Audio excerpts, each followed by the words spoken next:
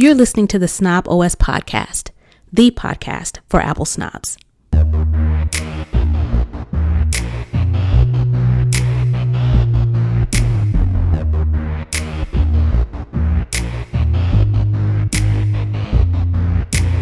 Hey, this is Nica Montford, aka Tech Savvy Diva. Yo, this is Terrance Gaines, aka Brother Tech. And welcome to the Snob OS Show, the show for Apple snobs, where we talk all things Apple and then some. We want to first thank you all for your continued support and listening and or watching the show.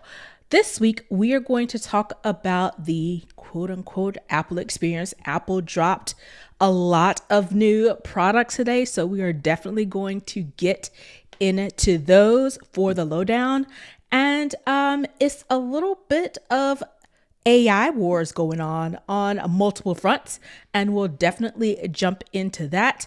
Also, I know baby showers are pretty popular. They've been around for a while, but the going rate for them apparently is about $10,000. So we'll definitely get into that in the hookup, and then we'll round it out with our tech tip of the week. With that, let's jump into the lowdown and get into all things Apple.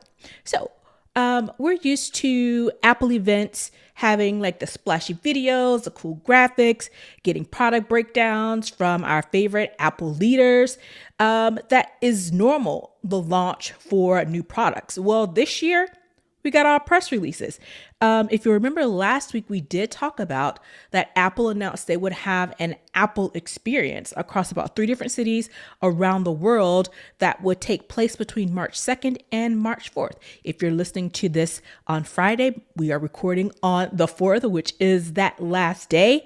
And while we weren't sure what to expect from this Apple experience over a few days, since it was different from the normal approach, we did assume that there would be new products. Well, Apple dropped 7 new products over the last few days, so we're going to jump into them and talk about them. Of course, we have to start with the flagship product, iPhone. They launched the iPhone 17e. It has an A19 chip. The back camera is a 48 MP Fusion camera system. The front camera is a 12 megapixel true depth camera. It comes with a 6.1 OLED screen. Of course, it comes with Face ID. It also has the Apple C1X cellular modem. It's running Wi-Fi 6. Of course, it has that dual eSIM, so no physical SIM card. Of course, everything is USB-C, MagSafe, and it comes in 3 colors: black, white, and soft pink. Again, the new 17e is starting at $599, and it comes in 256 gigabytes. And 512 gigabyte storage capacities. You can actually pre-order these now, and you can pick them up in the store if you don't pre-order, starting on March 11th. So first off, this Apple experience, do you think this is gonna be the new thing and they're just gonna have one Apple event, which is, our traditional September event where we get, new iPhones? Or do you think Apple is really taking a new approach on how they plan to launch products? Well, they'll have 2 events. They'll have the WWDC, and then they'll have the iPhone event. Maybe everything else, Apple's telling us, look, this is how you're going to get it. We don't need all this fanfare. Maybe we're trying to save some money. Maybe trying to save some logistical challenges that comes with flying people in and booking a space and broadcasting and cameras and microphones and presentations and all that stuff. Maybe they're like, look, it is what it is. You know what we're launching. Get it or don't, right? With the exception of their 2 biggest pieces of, I call it IP or whatever, brands, which is iOS, which is what they talk about the most during WWDC in June, and the iPhone, which they talk about the most in September, October time. Those are the 2 things that built this company. Everything else is ancillary. So we're going to push all this ancillary stuff to these PDFs.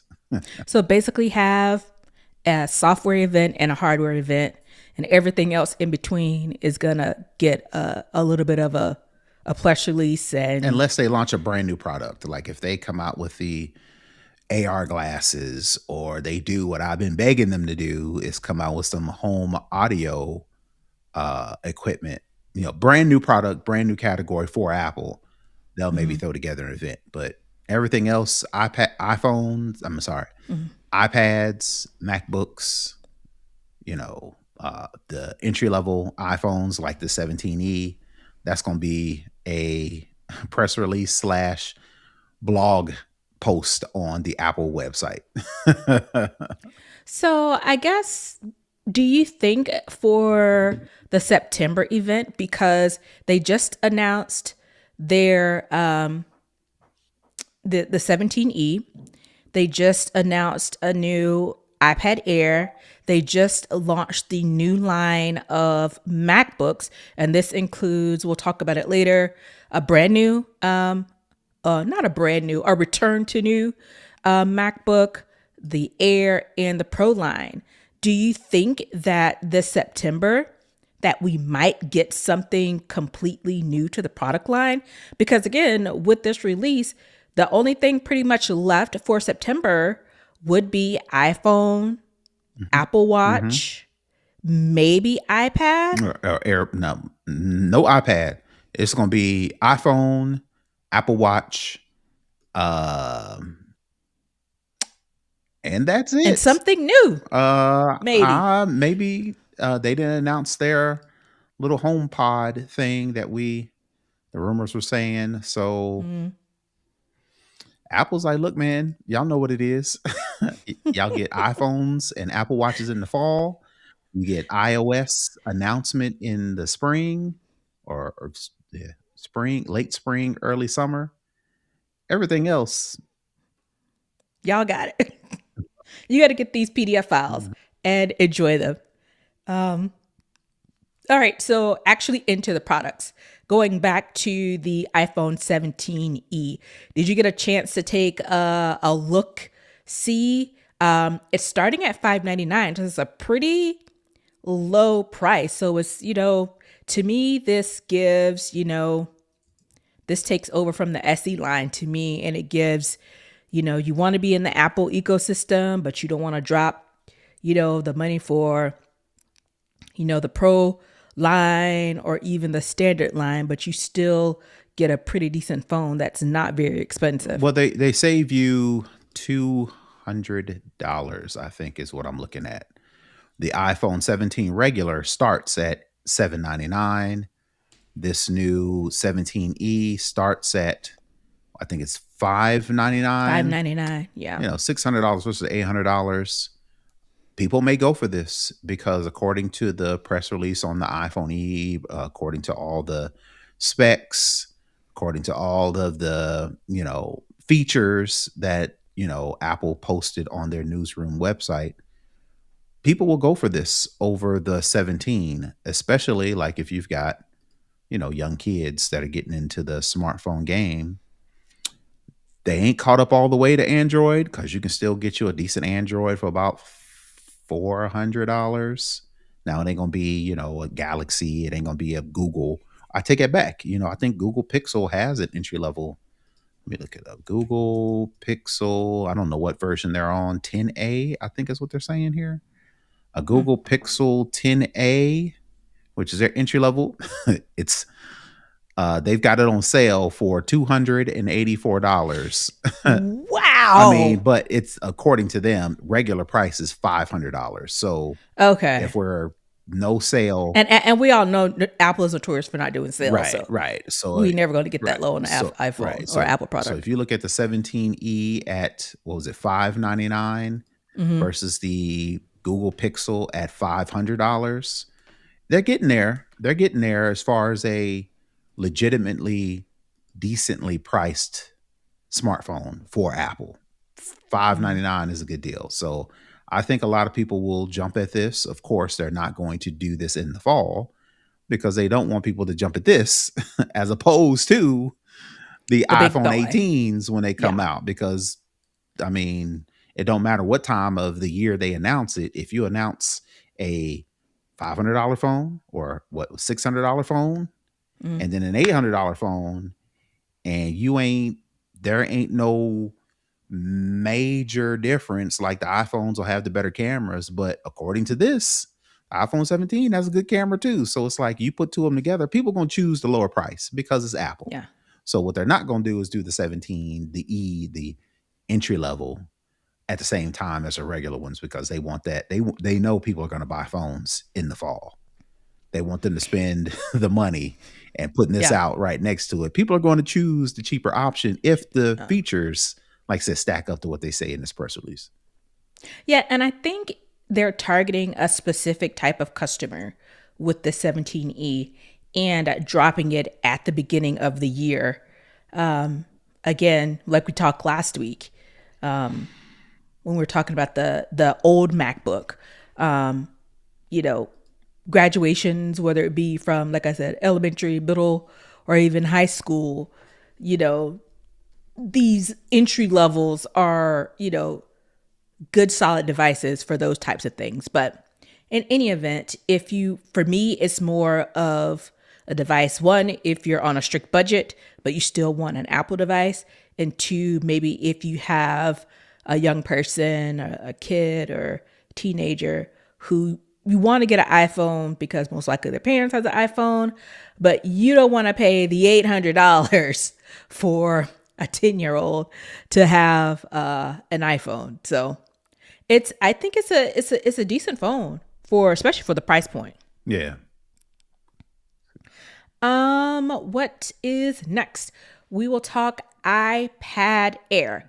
So a new iPad Air comes in the standard 11-inch and 13-inch models. It has the M4 chip. It comes in storage options: 128 gigabits, 256, 512, and 1 terabyte. This is the iPad where you get the pretty colors. It comes in a blue, a purple, starlight, and a space gray. It does not have Face ID. It has Touch ID. It has a 12 megapixel wide camera on the back. On the front, it has a landscape 12 megapixel center stage camera. It comes with the Apple N1 wireless networking chip, Wi-Fi 7, and the prices for this 11-inch starts at $599. It drops about $50 for the education version. For the Wi-Fi model, you jump up for the Wi-Fi cellular model is $799. Yes. No, $749. For what? What are you talking about? It has to be. I must have copied. It has to be. It's probably $799 for the Wi-Fi cellular model and $749 for the education version, and that's all on the 11-inch. 13-inch, $799 starts for the regular, $749 for the education, and that's for the Wi-Fi model, and then it jumps up to $799. $999 and $949 for the Wi-Fi and cellular model. Again, all of these devices you can pre-order now, and you can pick them up in store on the 11th. Another press release, another set of devices. So it'd be interesting how people place the iPad Air versus these new MacBooks, because this iPad Air is more expensive than the new MacBooks. It'll be interesting to see what the benefit of getting a iPad Air with an M4 versus getting a full laptop that only has a quote iPhone chip, but you save yourself at least $100. Well, I'll take it. Yeah, you save yourself at least $100 because the MacBook started about 13-inch versus an iPad. You can get that at an 11-inch. 11-inch is feasible, but if you're trying to do some work, you do any kind of work, right? Outside of browsing the internet, outside of consuming content, You do want to get a keyboard and you do want a mouse, which is going to run up the iPad cost Hmm. versus getting these new MacBooks that start at what, $600, and you've got a Hmm. screen, you've got a trackpad, you've got a keyboard. It ain't got no M chip, but for you goofing off on in the web, right? Whether it be Hmm. Google Docs, whether it be Office 365, whether it be iCloud, whatever the case may be, as long as you got an internet connection, all these laptops nowadays can do pretty much whatever you need them to do. So it'll Right. be interesting to see who jumps at the iPad Air versus and skips the MacBooks when you could save you some money and get a MacBook and get a laptop. And it seems to me that all of this kind of revolves around we're giving you options for your budget, but still buy with us because you could get, what you need, Hmm. with us. So stay over here, stay with us, stay in our ecosystem, stay buying Apple products because we're giving you a plethora of options on what you pick up based on your need. That's kind of what this whole thing is giving to me. All right, on to the laptops. MacBook Neo, they don't just call it a MacBook anymore. MacBook Neo. It has a 13-inch liquid retina display, and as Terrance just mentioned, it has an Apple Silicon A18 Pro chip, so it doesn't have the Apple Silicon M series chips. It comes in four colorful colors: silver, blush, citrus, and indigo. Citrus is like a yellow, indigo is like a blue.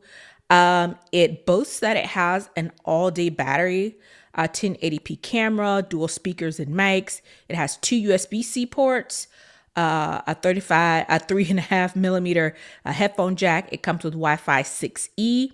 Again, it starts at $599 and $499 for education. To me, this is Apple's answer to Chromebooks. So I'm wondering if they're really going to try and, go for the school kind of accounts to say, hey, we got a version, of our product that kind of sits alongside as an alternative to a Chromebook.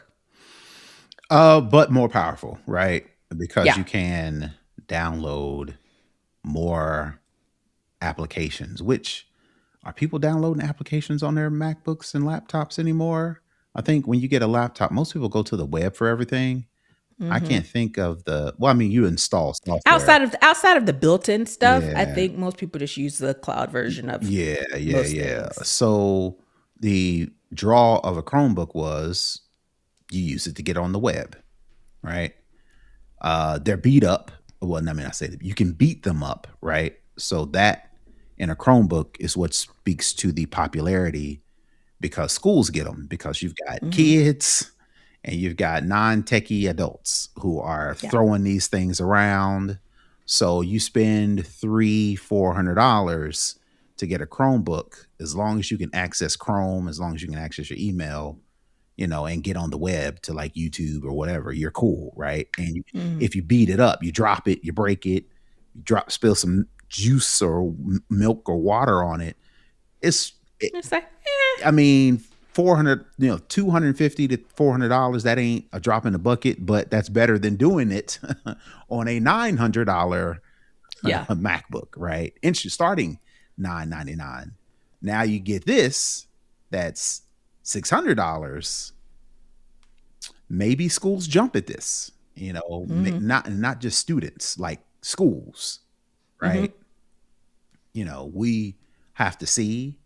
And maybe since it is an Apple product, since it is a MacBook, if you introduce it into a school, maybe the teachers, maybe the IT folks at the school, maybe the students treat it a little nicer Yeah, because versus, this is Apple. because it's now It's a Mac. right. And then that's just, I'm just speculating, Mm. but I could see schools, educational systems taking better care of these. One, because they are a stretch as far as Mm.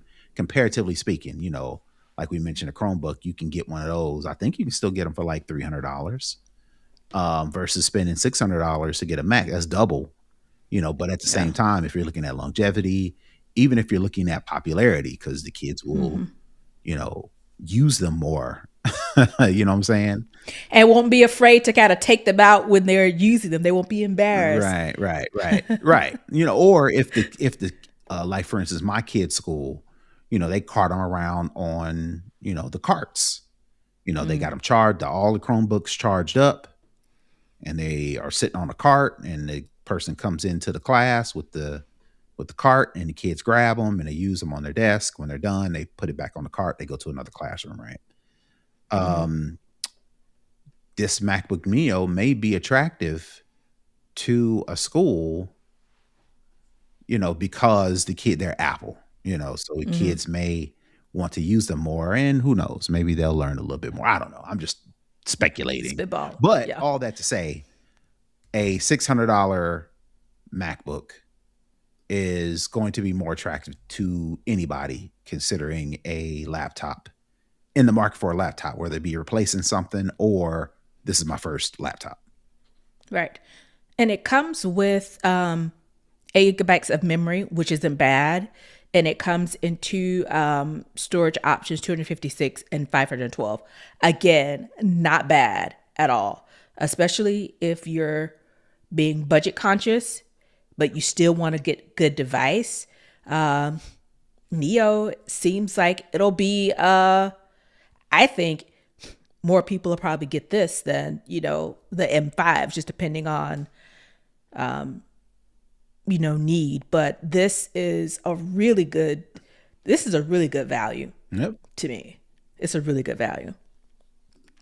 Speaking of, MacBook Air, that got a new version. We have an M5 version of the MacBook Air. Again, it comes in 13 and 15 inch, of course, liquid retina display. And of course, when it comes to memory and storage, the base now storage for all of the new M5 Macs, starting with the Air, they start at 512. So that is the base version. It's no more 256 entry level Air or Pro Max. They start at 512 gigabytes and they go up to 1 to 4 terabytes, depending on how you customize it. For memory, starts at 16 and it goes up to 24 and 32, depending on what you're trying to customize or what you're trying to do with it. MagSafe 3, again, ports, 3.5 millimeter headphone jack, 2 Thunderbolt 4 USB-C slots, comes with the Apple N1 wireless chip, Wi-Fi 7. This Air, this is where you get the pretty colors. So it comes in sky blue, midnight, starlight, and silver. Again, the pricing for these, starting with a 13 inch, is going to start at $1,099. And again, $999 for education. And again, we're used to them starting at about $999. But keep in mind, it appears to be a price jump, but it's actually not, because you don't get that entry level 256 gigabyte model. They're starting with 512. And again, on the 15 inch, they start at $12.99 and then $11.99 for education as well. MacBook Air. So the difference between the MacBook Neo and the MacBook Air, in addition to the Thunderbolt ports for the MacBook Air versus just USB-C ports for the Neo, is the storage capacity. That's one thing I didn't mention with the Neo, is you got a choice between 256 gigs or 512, and that's it. With the MacBook Air, which is again, like we talked about last week, I've got a child that may be needing a computer come the fall, and the MacBook Neo could work for her if I load it to the gills, right? If I load it to the gills with 512 gigabytes with the Touch ID button, if I And that's it. That's all I can do with the MacBook Neo. You can choose between 256 gigs and 512 gigs with the Touch ID, right? Those are only That's options. it. That is it, right? So versus the MacBook Air, it starts at, like Nica mentioned, it starts at 256 gigs and goes up to, No, it starts at 512. I'm sorry, it starts at 5. You're right. I'm looking at the unified memory, which is 16 gigs. SSD starts at 512 and you can go all the way up to 4 terabytes. As far as being a person that would recommend somebody get a laptop, well, let me rephrase. People come to me and ask me, hey, I'm getting a laptop. I want to get a Which MacBook. one should I get? Which one should I get? Yeah. I steer them towards no less than 16 gigs of RAM and no less than a terabyte of space. So if I'm taking my own advice, the MacBook Neo may be out of it for my college age kid. But for anybody else in my family, I would definitely pick this, especially how things are being more remote. My kids Everything's in the cloud. routinely have asynchronous digital learning days, which basically means they're sitting at the house, right? So for those days, like for my son, he's got an iPad, so and it's got a good amount of memory, it's got a good amount of storage or whatever. He can use that to do his classroom stuff. As of right now, he's starting to, surprisingly, they are still exposing them to typing lessons. Oh, that's good. Right. So I was shocked by that too. So in order to make his iPad work, I had to go buy a Bluetooth keyboard. Well, let me not say buy. We dug up one of these old Bluetooth keyboards and I went and bought him like a $30 Bluetooth mouse. So when he does his home, school from home, and he's doing his typing lessons, he can go get his keyboard and go get his mouse, right? Or I could spend $500, get this MacBook Neo that does what he needs to do, especially as he gets older, right? He's only in like 3rd grade now, but 5th grade, 6th grade, 7th grade. That would probably carry him for a bit. Yeah, I would carry him for a bit. I've got a middle child. She is my computer nerd. Well, not computer. She's my gamer. So no laptops for her. She's got a PC. Yeah, she's got a Mac Mini and a keyboard and a mouse. She gets the little mechanical keyboard. So I let her do her little thing. I just get the box. She's got the monitor. She can get all the little fancy little keyboards and mouses that she wants. But for my oldest kid who's going to college and my youngest kid who every once in a while has to do some things at home, they need laptops.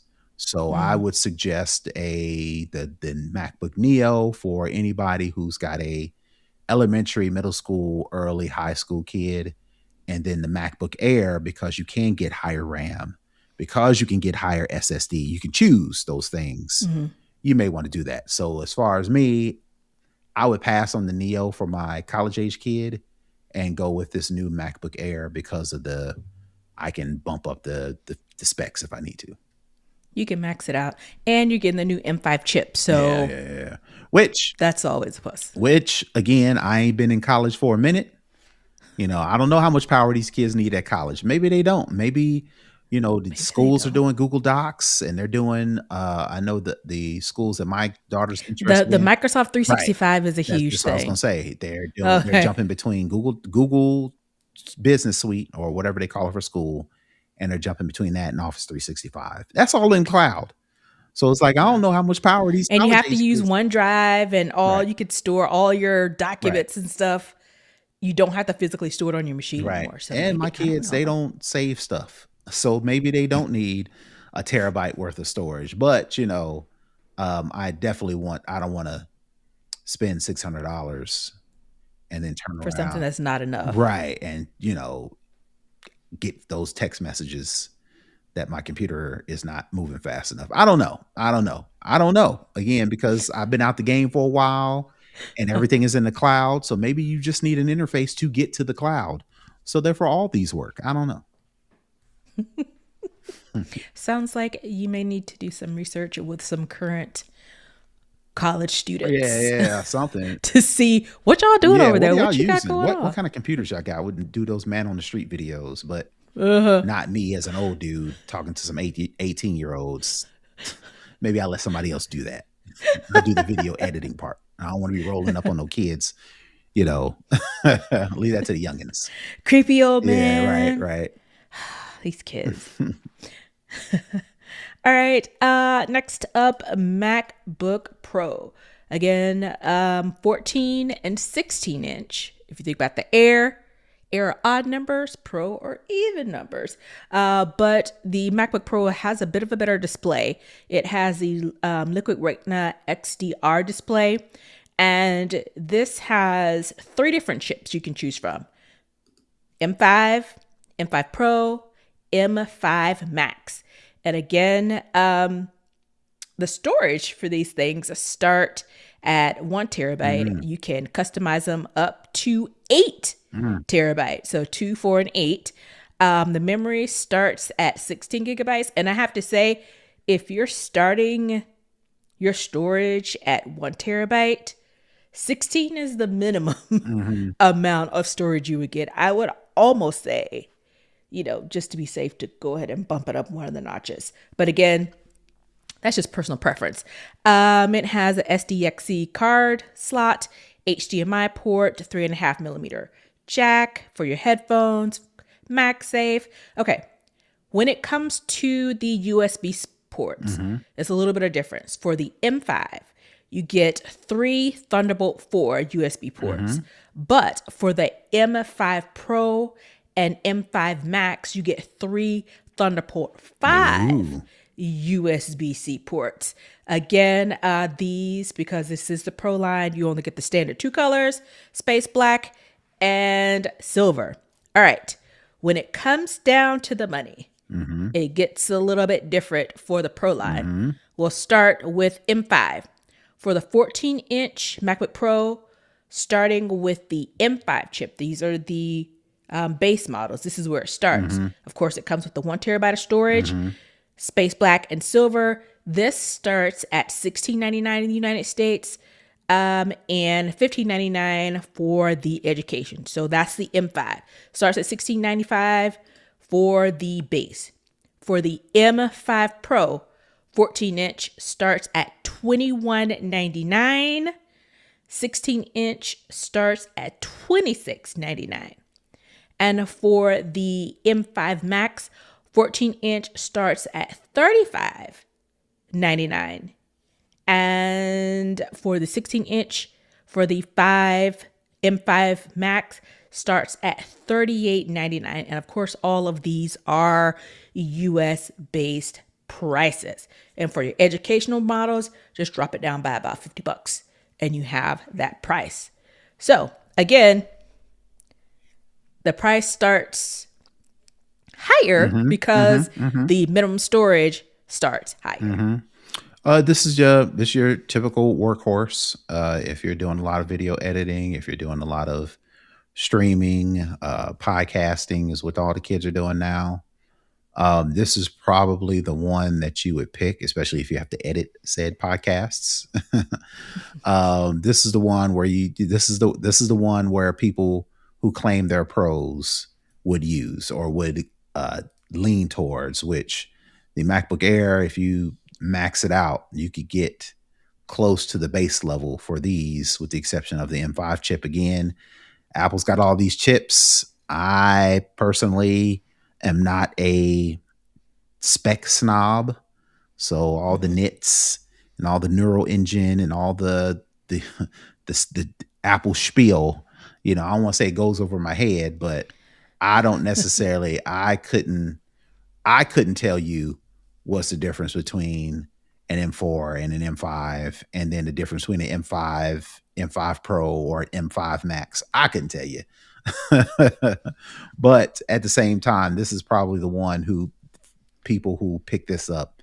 All right, I got to get some work done. I run a small business. I've got a video editing company, or I'm a developer, or I'm a designer, or I am a seasoned content creator, not necessarily you just making TikToks. I'm talking about, You got multicam. You got a whole you got setup. newsletters. You're on. You're doing. You've got a process, right? Yeah. Not just waking up and seeing what everybody's talking about on TikTok, and then you add your 2 cents to what everybody else is already talking about on TikTok. This is you strategizing. You got a content plan. You do content marketing. You're setting up text messages to get alerts next time you launch a new whatever the case. You're on Patreon. This is that type of flow versus you just let me put some stuff on TikTok, right? So there is a difference, and I could see people going for this one. You could get away with a decent one for under $3,000, which is what you expect out of a pro laptop from Apple. And they call them pro for a reason.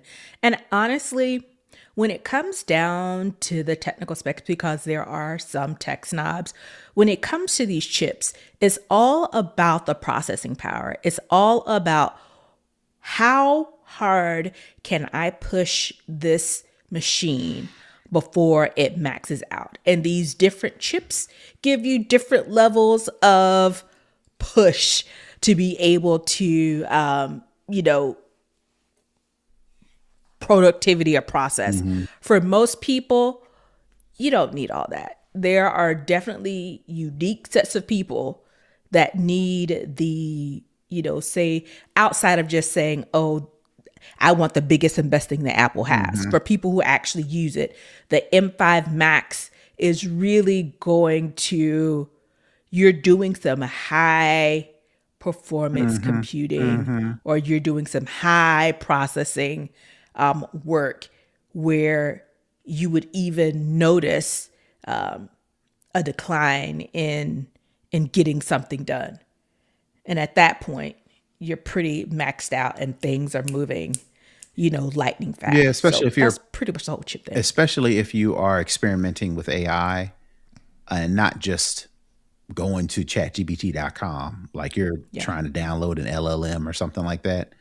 You need that speed. You need the ability to process all that quickly. So if you're like seriously experimenting, like trying to create your own little chat bot or whatever the case may be, and you need to download, whatever you need to download to make that work. Again, I ain't no AI dude, so I ain't gonna pretend like I know what that is. But with all the stuff you need to do that, you probably need something like this, which isn't out of the realm of possibilities because everybody's into AI now. Absolutely. And honestly, most people are getting these Mac Minis and they're daisy chaining them together and stacking them together. And that's what they're using to power, their LLMs, their models, and using something like the MacBook Pro would be the actual user end of that instead of the powering. I personally wouldn't put an LLM on a MacBook Pro. I know some people do it, but it seems to be a bit of overkill. But hey, I'm not going to yuck your yum or tell you what to do with your money and what you buy and how you do it. But so that is the biggie there. And the last thing that was announced during this Apple Experience Spree was a Studio Display XDR. And that's just basically their fancy monitor. 27-inch 5K Retina XDR display. It comes with a 12-megapixel center stage camera with desk view. It has 2 USB-C ports. It has 2 Thunderbolt 5 ports. It starts at $32.99. And you can also get, it looks like they have the regular studio display, not the new one, the regular studio display. That one is starting at $15.99. So if you need some super fancy monitor situation, you can get you a new Studio Display XDR for about $3,200. Good luck to you, because I ain't got it. I ain't got it like that to buy a $3,200 monitor just to do work. I'm like, what else? Just to see what's on your laptop or see what's on your Mac Mini. Look, I am a Apple enthusiast like the rest of them, but I'm pretty sure there are limits, and I'm pretty sure there are comparable monitors out there that are half the cost, not Yeah. a couple $100 off, like half the cost. You could probably get a dope 40-inch curved display joint for like $2,000, Yeah. But again, look, like you said, spend your money however you want to spend your money. If you want the Right. matching set, go ahead and get you a studio display and rock it out. Show out. Do that. And that seems to be it for the Apple Experience products. Does anything really, we went through them, relatively quickly, but did anything really stand out for you on these products? I would go back and forth with myself between this MacBook Neo and this MacBook Air. If I were shopping for a high school / college age kid, that would be a tough one. My heart says the MacBook Air, but my wallet saying Neo. Yeah, my wallet just look. And if you a year and a half from now, 2 years from now, you're having problems, all right, we'll just get you another one. You know what I'm saying? Yeah. I can because do it was that. only $600. Right. $800 plus taxes plus, if I bump it up to the 512, which is probably what I would end up doing if I were to do it, I would absolutely get the 512 gigs and then have to, I got enough external SSDs laying around to where like, here, use this. Here, take this too. Put everything on this first. And if you run out of room on this, then put it on the computer, But all that said, I could spend $800 for a laptop and be okay. No. So, but at the same time, do I want to cheap it out or do I just want to go ahead and get what I know she'll use and then some the whole time? Right. And have some room to grow into it. This Neo, once you buy it, once you run out of space or once you grow out of it, you grew out of it. Yeah. It'll be a good hand-me-down device. Yep. As I mentioned at the top, we're used to seeing Apple's, fancy videos for their products. You can head on over to 9to5Mac. We'll make sure we'll include the link in the show notes. And they have the videos for all these products in one post. So if you want to see the glossy version of these products in use from Apple, you can watch those videos over there.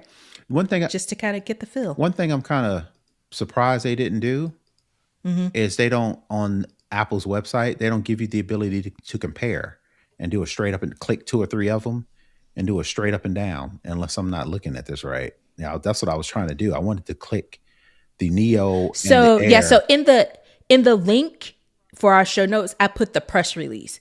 If you go to the Apple product site, that's where I'm at. It does. Oh, really? I can't, you don't unless see I'm not looking at this right. Let me do shop. And then. So I see the compare. I'm on the MacBook Pro and I see the compare. It says, all right, here we go. I found it. You had to do a little bit. I had to go a couple layers deep to get it. But yeah. It's not on the front side. It ain't like right there. Like when I click Mac, I'm looking for the compare button. I had to get a couple layers deep to get to the compare. So I'm definitely going to spend some time and sit on this and kind of see side by side what is the difference from some of these and maybe report back. All right. We will look forward to that. All right. That is going to wrap up the lowdown. We're going to head on over to Second String. As I mentioned, there appears to be a war on AI. So last week we talked about Anthropic walking back some of their AI protections. And I, lamented my concerns and disappointments in the direction they were heading because, not to rehash it, but, I chose, after I did my evaluation of the different services, I chose Claude because it was the most ethical out of the bunch. And I was like, oh, this is so disappointing. This makes me upset. Kind of hemming and hawing. Well, shortly after we ended the show last week, news came out that Anthropic would not allow the United States government unfettered access to its tools and its models. Most importantly, those models that were for autonomous weaponry. When Anthropic said no to the government, OpenAI Sam Altman sent out a tweet with a resounding support for Anthropic's decision, saying that they, are holding on to their, morals, and this is good for the whole of AI. Well, after Anthropic said no, the US government not only ended their contract, but blacklisted them with the Pentagon and any other government usage coming from the Trump administration. They're like, nobody can use Anthropic on anything.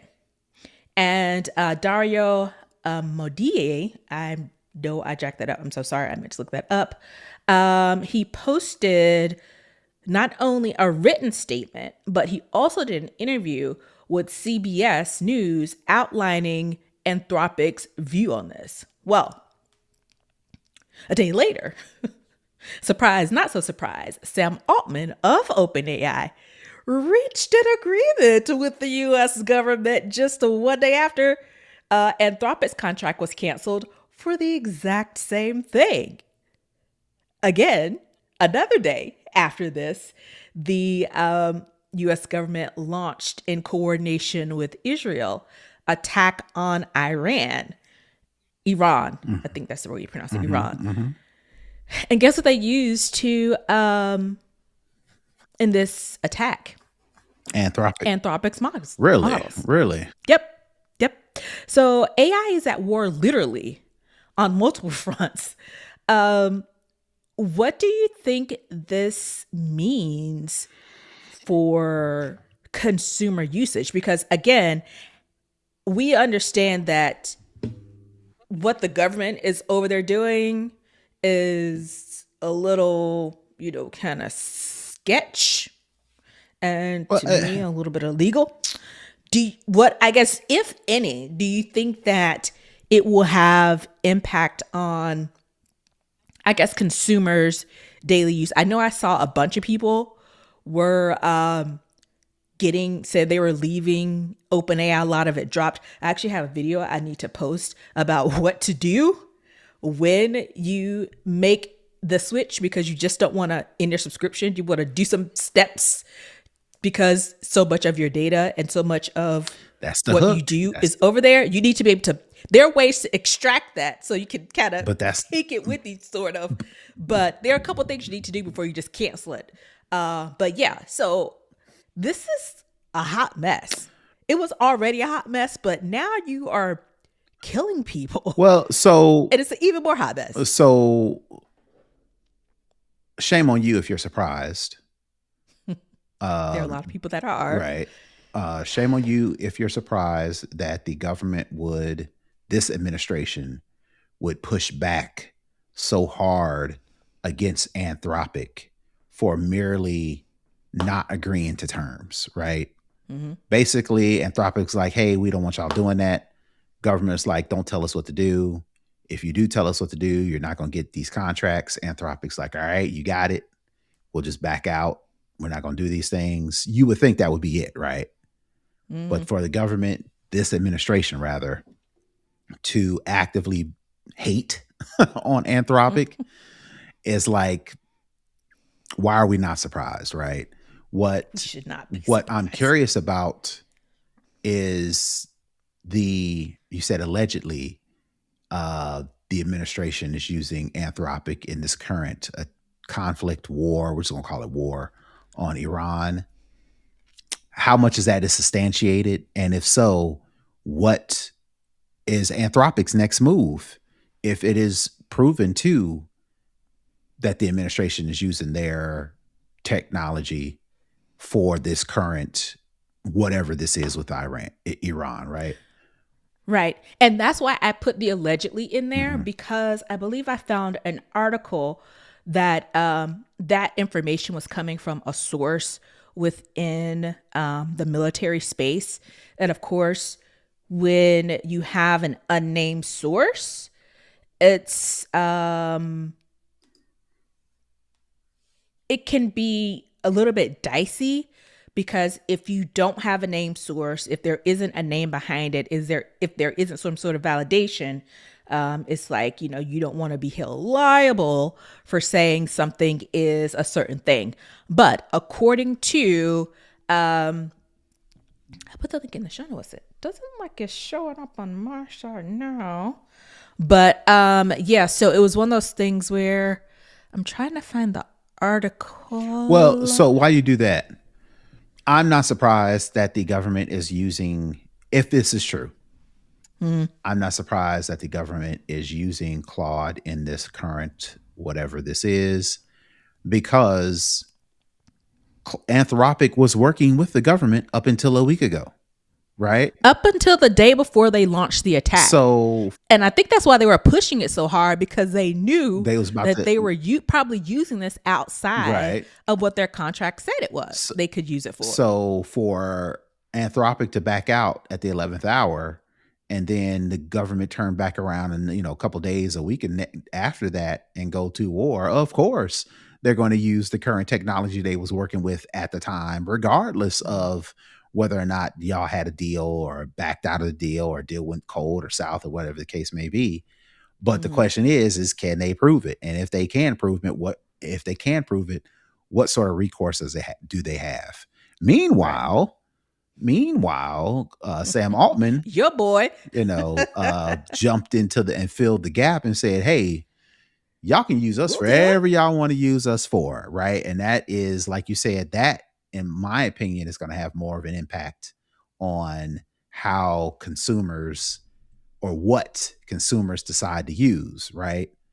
The hook, the thing that this is not surprising, but of course, people are saying if OpenAI is all in bed, quote unquote, with this current administration, meanwhile, Anthropic has, quote unquote, stood their ground, which what I'm reading is, I read this little side story. Anthropic CEO, quote, we're trying to de-escalate Pentagon AI standoff to reach, quote, some agreement that works for us and them. So while Anthropic was like, no, we can't, we have an ethical, moral ground to stand on, they still kind of like, but we still kind of want to work with y'all though. Right. Yeah. So they're trying to. That's the funny thing. They're still trying to work with them, knowing that they overrode their decision. So the article finally loaded. So 2 sources familiar with the U.S. military's use of AI confirmed that the U.S. used Anthropic's Claude AI model over the weekend for the attack on Iran and is still using it.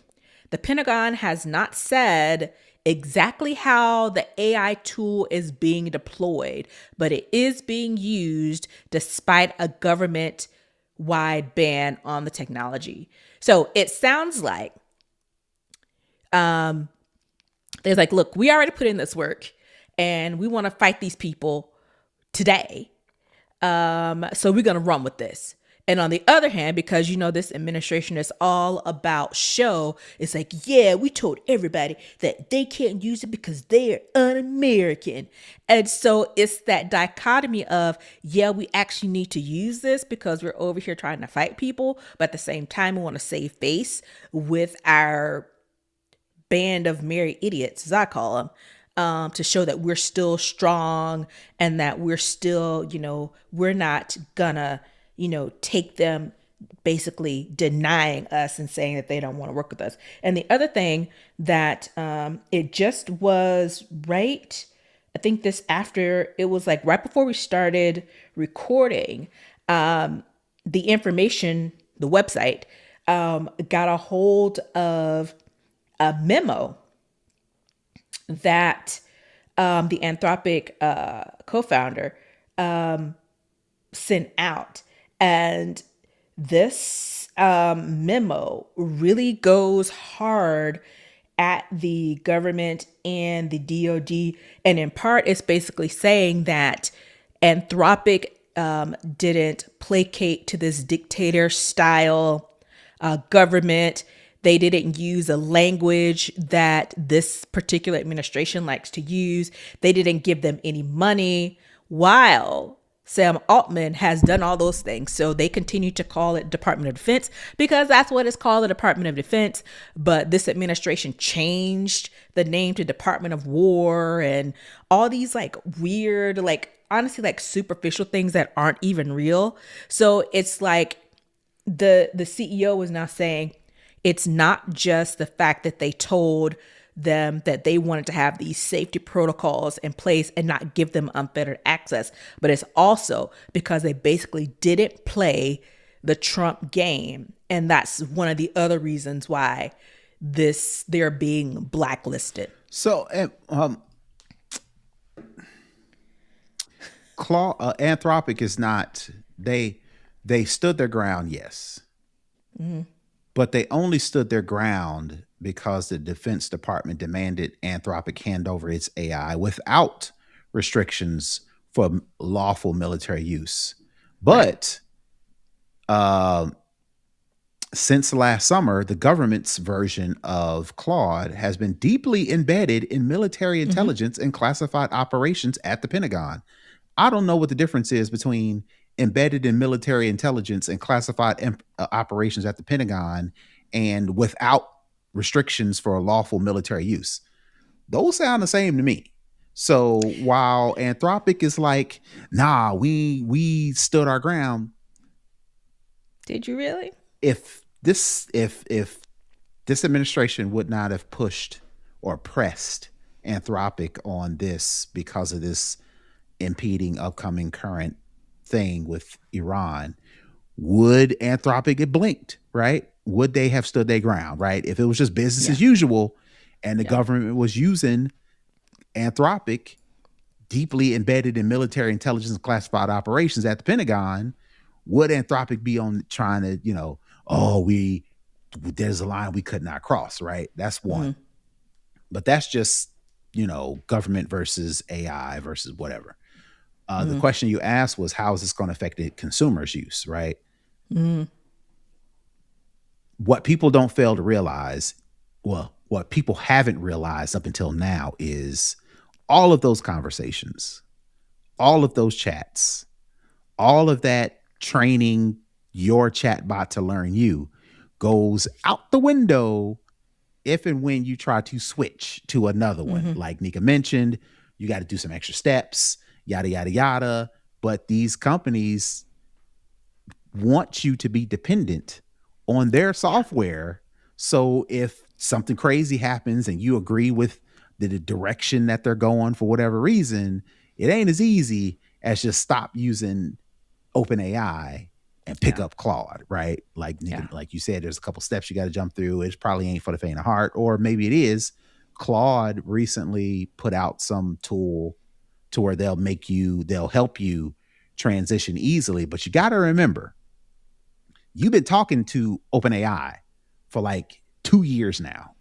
That is a lot of information for you to try to get over, migrate to a new system, or start from scratch, right? Yeah. And I just, again, as a person that really ain't in using those chatbots heavy like that, I've used them here and there. If it were to go away, I ain't tripping, because I only got 2 years worth of training that I've done back and forth with OpenAI, right? So how is this going to affect end users? End users are really going to have to decide if they morals and ethics as it relates to how the government is using AI, whether it be Anthropic or OpenAI. Is that enough for you to decide to jump ship? And if it is enough, what cost are you willing to do? We know Americans, we like convenience. Convenience is the name of the game. So as many tweets and as many Instagram posts and as many TikToks you'll see about people voicing their disgruntledness against OpenAI, we shall see if people are really willing to jump ship. Again, like I said, I don't know what the tool is, but I thought I saw it in passing that Anthropic Cowork. Yeah, they created a tool that make it easy for you to take all of your data, and not just the data, your conversations, right? It's just one thing. Oh, you're talking about that. So kind of like how Apple has the transfer from to Spotify to Android Apple or from Music, Android or or Apple those. Music Yeah. to Spotify, because that's a perfect example, right? I'm Apple Yeah. Music. I done created all these playlists. I done favorited all these songs. I have listened to all this stuff to You where, know me, you know my right, preferences. when I hit play, you know what I want to play. Right. Is Apple going to piss me off enough to where I get rid of all that to go to Spotify and have to learn it all over again, or vice versa? If I'm in Spotify heavy and Spotify's tripping and I switch to Apple Music, how much of an inconvenience is it going to be for me to do so, right? And that's Yeah. what I just want people to think about in general when they're all in on AI, is be careful, because if the company does something sideways or does something you don't agree with or supports people you don't, or is in these industries that you don't want to be in, what's the cost of you not using it or migrating to something else, which will be interesting to see. People are talking cash crazy about OpenAI, but are you really going to switch? Or are you just talking Yeah. crazy because that's what everybody else is saying? I like to call it terms of convenience, Mm-hmm. because a lot of times when it comes to signing up for things, you don't read those terms of services. You just click accept because you want to use the product and go on about your business. And I think it's the same kind of case with this OpenAI, Anthropic, AI wars, government thing. And not only that, right? And I think people will be on social media. They will voice their opinions, their anger, because now, we're in this war with another country for stuff that's technically not even about us. But are you going to be a keyboard warrior, and then once you get off social media, you're going to go back to your chat GPT and ask it to make your grocery list? Right. And I was going to say, not only that, right? We have more insight into what companies are doing, Yeah. more so than now, more so than back in the past. Back in the past, ignorance is bliss, and I can use this company and not really know who they're supporting, who they're donating money to, what other companies are using their technology for, other things. We know now that at the drop of a hat, a service, a tool that you've been using for 3 months, for 6 months, for 2 years, for 3 years, at any moment in time, they CEO can do something crazy, can say something crazy. And it's just like, all right, you got to be cognizant of, don't get super involved with these companies, because they may act on something next week that you don't agree with. How quick can you turn on a dime, right?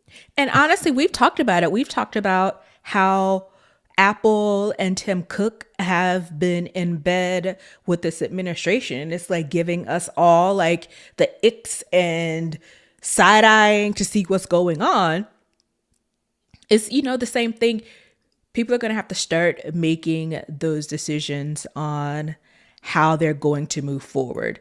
And I think even with this current administration, what we're seeing with Anthropic, this is nothing new. They say one thing to get you on board, to get you doing all these things, because there's no way you can tell me that this administration and Anthropic put in all this work, and only for it to come down to the last second, this administration just thought that they would just acquiesce to them saying, oh yeah, by the way, we need unfettered access with no restrictions. It's like blocking someone in. It's like, wait, we spent all this time, all this money, we have this big ass contract, and now you're trying to flip the script unexpectedly and expecting us just to kind of go along with it. In this case, Anthropic said no, but waiting in the wind was somebody else to kind of say, you know what, we'll do it. So it's one of those things where this shouldn't surprise anyone. And with that being said, people are going to have to make those decisions on how they are personally going to move forward, how they're going to spend their dollars, how they're going to spend their time, where they're going to be invested based on all of these other things outside of just actually using the product. So more to come, because this thing still seems to keep changing every single day. I All right, let's move into for the culture where we talk about what's going on around us. So, you have 3 children. I'm sure each of those children had baby showers. On social media, the end of last week, I believe, there was a tweet by, I don't want to say the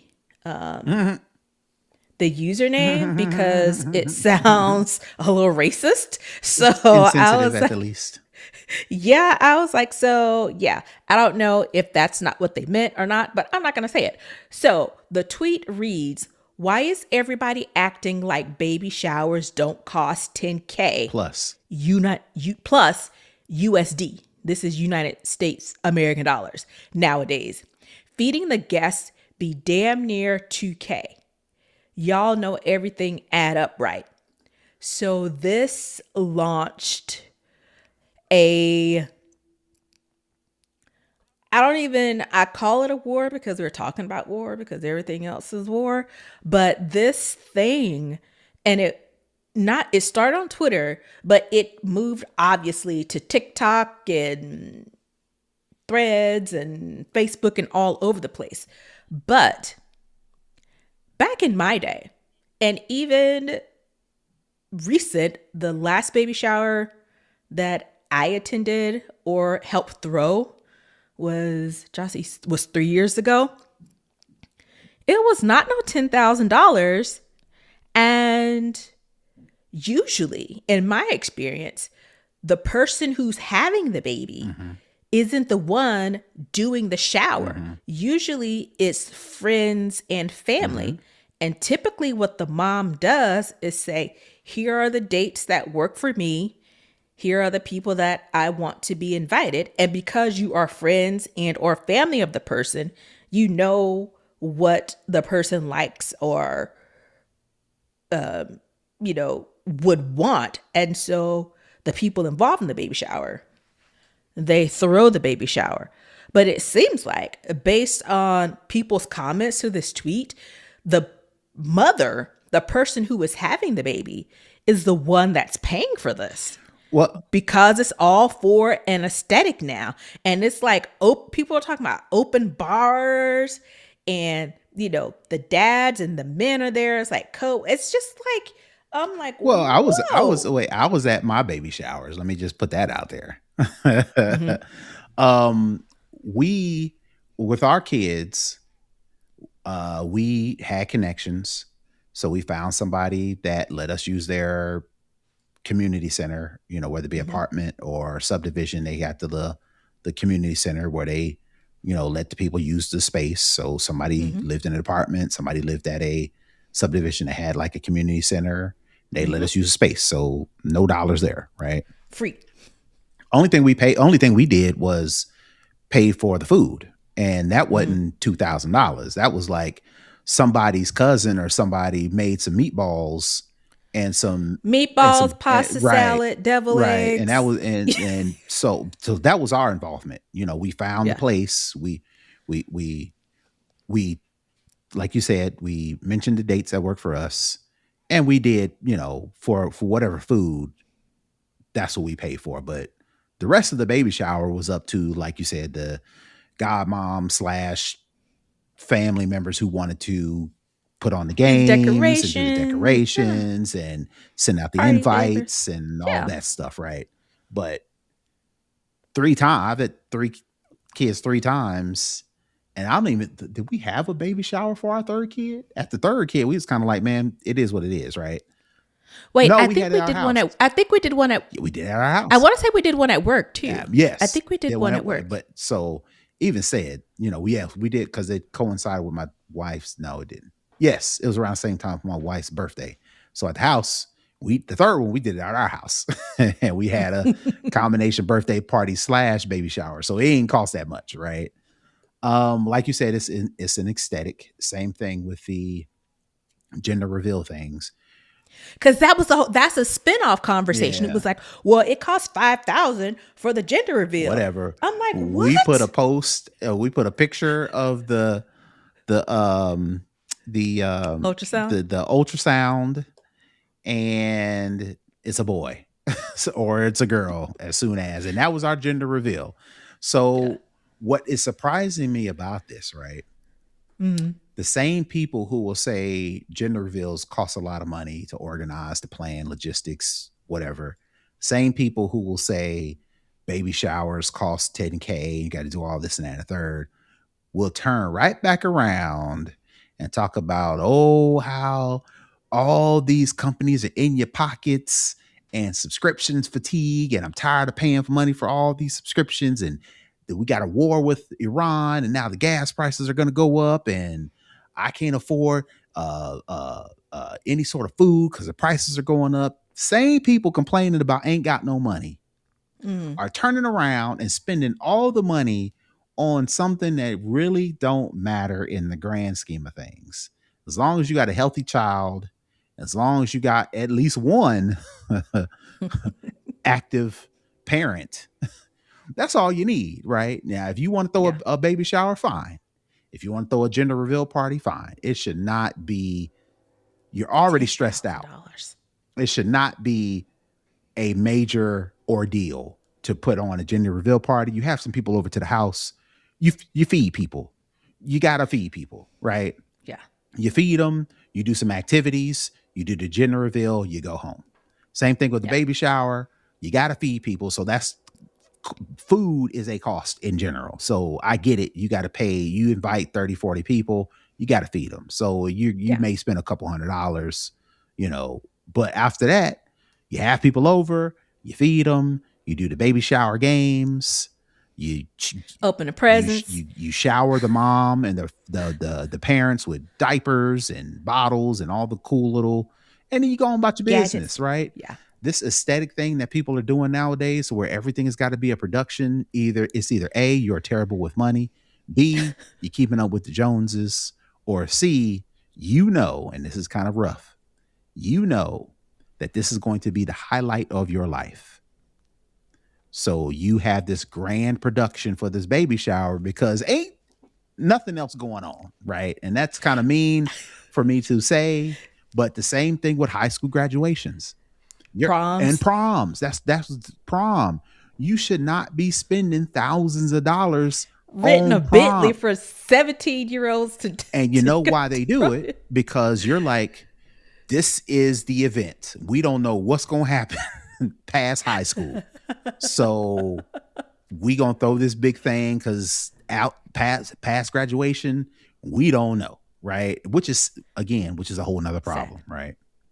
So a couple of things that kind of got people riled up is like, you shouldn't be having a $10,000 baby shower if you don't have $10,000 saved for the baby for a college fund. Or the other thing was the mom is trying to have this $10,000 plus baby shower because she knows she's not getting married. So this is her version of a wedding. I was like, they were like harsh.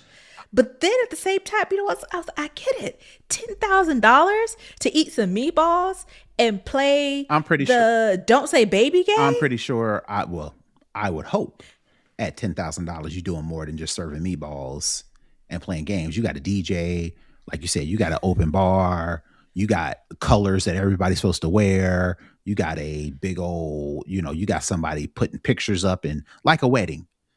Yeah. If you're going to spend $10,000, it better look like a wedding. If it ain't, somebody's bad with money, or this is the highlight of your life. Unfortunately, this is the highlight. So it's like, let me go out with a bang. Cause I don't know. This all I'm getting. This is it. You know what I'm saying? Yeah. Insane. All right. So that's going to wrap it up for the culture. Let's head on over to the hookup. Do you have a hookup for this week? No, because I knew the Apple stuff was going to go long. So I was like, let me pass this week. So no hookup this week. Yeah. Cool. And with that, that's going to wrap it up for this week. Brother Tech, where can the people find you? Sure. You can find me all over the internet at Brother Tech. That's BROTHATECH. And you can find me at Tech Savvy Diva everywhere. You can also find our show at SnobOScast, all on the social media outlets as well. You can head over to our website, snobOScast.com, to get all the details about how to connect with us, how to comment, how to share, and how to support the show. And with that, we'll see you next week. Peace. Bye, everybody.